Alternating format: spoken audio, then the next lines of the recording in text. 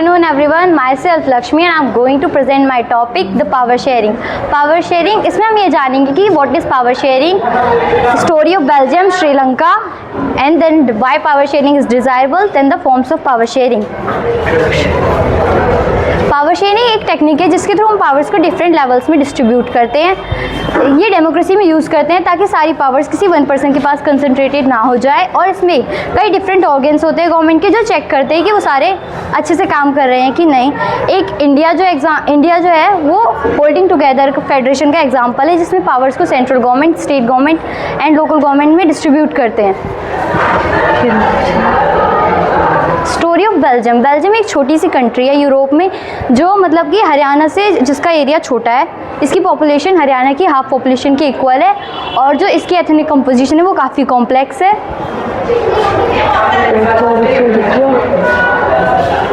इसमें 59% Dutch speakers रहते हैं जो फ्लेमिश एरिया में रहते हैं, और 40% फ्रेंच स्पीकर्स रहते हैं जो वेलोनिया रीजन में रहते हैं, 1% जर्मन स्पीकर्स रहते हैं।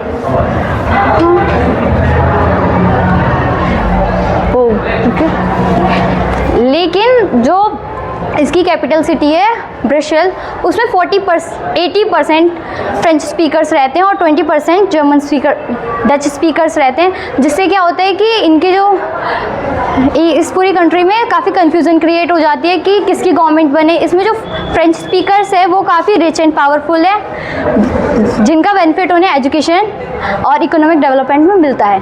Accommodation in Belgium. इसमें क्या होता है कि जो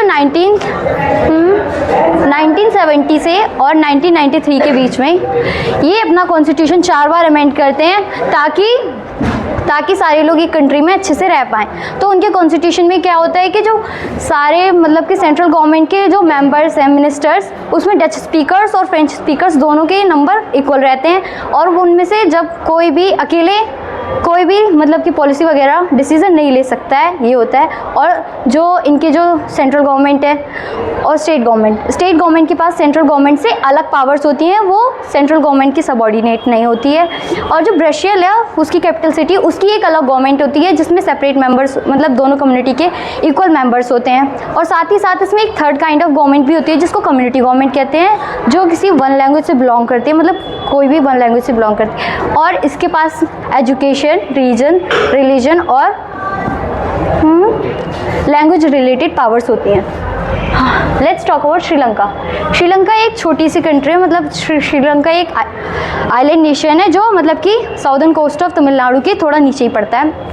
इसकी जो पॉपुलेशन है हरियाणा की इक्वल पॉपुलेशन है, और इसकी भी मतलब पॉपुलेशन काफ़ी डाइवर्स है। इसमें 74% डच सिन्हाला स्पीकर्स रहते हैं, 18% तमिल स्पीकर्स रहते हैं, जिसमें श्रीलंकन तमिल्स और इंडियन तमिल्स हैं। जो श्रीलंकन तमिल्स हैं वो श्रीलंका के ही रहने वाले हैं और तमिल स्पीक करते हैं, और जो इंडियन तमिल्स हैं वो उनके फोरफादर जो पूर्वज हैं वो इंडिया से आए हैं as a plantation worker Sri Lanka. और उसमें 7% क्रिश्चियंस रहते हैं जो सिन्हाला और तमिल दोनों ही स्पीक करते हैं। तो अब श्रीलंका में क्या होता है कि जो वहाँ पे जो श्रीलंका में क्या होता है कि सिन्हाला कम्युनिटी होती है।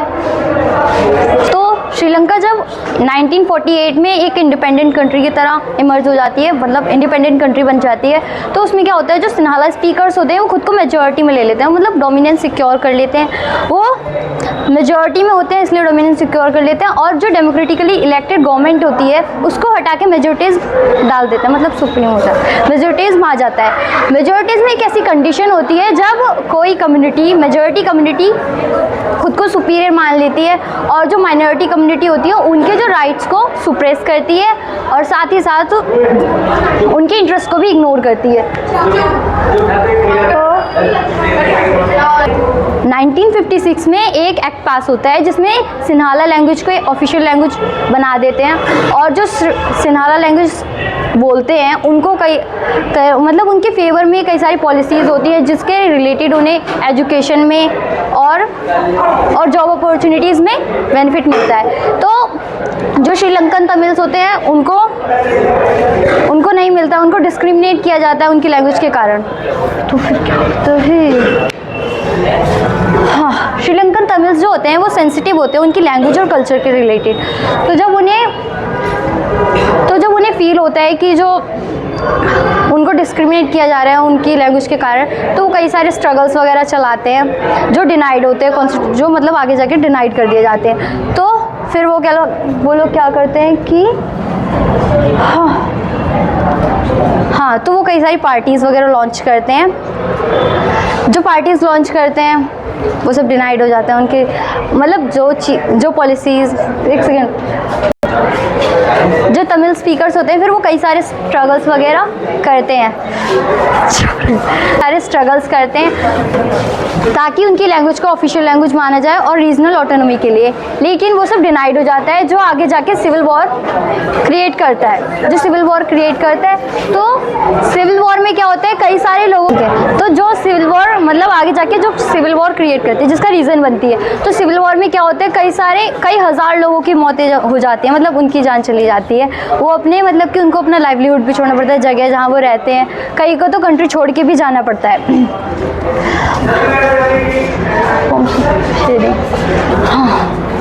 And then the forms of power sharing. जो पावर शेयरिंग है वो कई फॉर्म्स में डिवाइडेड है, जिसमें मतलब कि पहले तो जो पावर है कई डिफरेंट लेवल्स में डिवाइड होती है, उसे हॉरिजॉन्टल पावर शेयरिंग कहते हैं। जब वो कई डिफरेंट ऑर्गन्स में डिवाइड होती है तो उसे फॉर्म्स ऑफ पावर शेयरिंग, जब पावर्स को कई डिफरेंट लेवल्स में डिवाइड करते हैं तो उसे हॉरिजॉन्टल पावर शेयरिंग कहते हैं। इसमें जो मतलब ऊपर सबसे बड़ा लेवल होता है उसके पास ज़्यादा पावर्स होती है, देन उससे ऐसे। और जब हॉरिजॉन्टल पावर शेयरिंग होती है तो सारे इक्वल लेवल पे होते हैं और उनकी अलग अलग लेवल्स में पावर शेयर करते हैं। जैसे हॉरिजॉन्टल पावर शेयरिंग के एग्जांपल है judiciary, legislative, executive. And vertical power sharing के एग्जांपल है central government, state government, local government. Power को कई सोशल ग्रुप्स में भी डिवाइड करते हैं, शेयर करते हैं, और पावर्स को political parties and pressure groups में भी शेयर किया जाता है। तो अब जान लेते हैं पावर शेयरिंग डिज़ायरेबल क्यों है। पावर शेयरिंग जो है वो स्प्रिट ऑफ डेमोक्रेसी है। ये पावर शेयरिंग जो होती है मतलब कि सोशल ग्रुप्स के बीच में होने वाले कन्फ्लिक्ट्स को रिड्यूस करती है, कम करती है, जो आगे जाके वायलेंस क्रिएट करते हैं। तो वायलेंस जो क्रिएट करते हैं उसके कारण पॉलिटिकल इंस्टेबिलिटी भी होती है, तो पॉलिटिकल इंस्टेबिलिटी बनाती है। और जो पावर शेयरिंग है वो ग्राउंड लेवल से काम करती है, मतलब ये ग्राउंड लेवल पे ही किसी भी मैटर को सॉर्ट आउट कर देती है ताकि वो नेशनल लेवल तक ना पहुँचे। और जो पावर शेयरिंग होती है मतलब कि जो डेमोक्रेसी होती है, डेमोक्रेसी उसमें पावर को शेयर करते हैं, ताकि पावर को शेयर करते हैं। जो पावर शेयर होती है वो जो काम करती है उसके काम से मतलब कि लोगों पर प्रभाव पड़ता है। Thank you.